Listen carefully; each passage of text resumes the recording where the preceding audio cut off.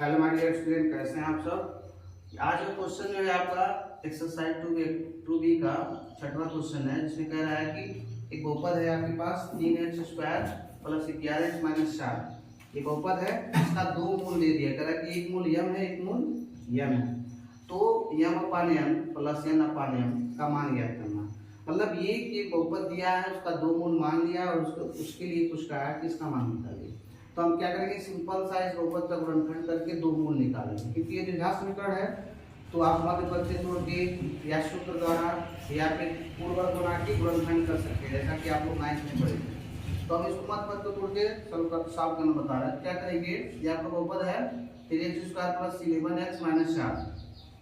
तो ये आपका a में c से गुणा करा देंगे, यानी ac जो हो जाएगा आपका -12 आ जाएगा। ac जो होगा आपका -12। अब b को दो भागों में तोड़ेंगे, यानी b यानी कि 11 को दो भागों में तोड़ेंगे, ऐसे गुणा कराने पे आपका -12 है और जोड़ने घटाने पे आपका 11 है।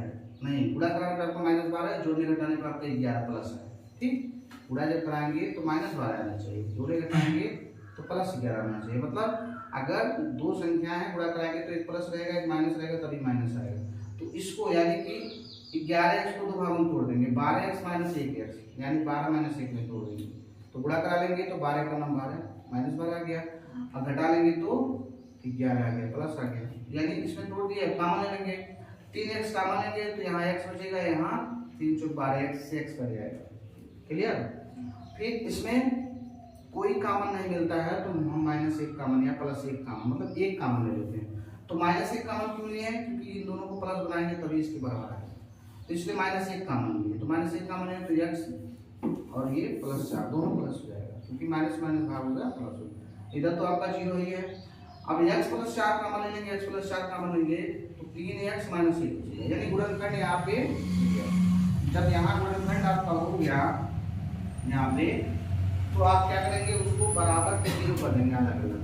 तो अब इतना बराबर 0 कर देंगे और उतना बराबर 0 कर देंगे, तो यहाँ से आपका x का मान -4 आ जाएगा।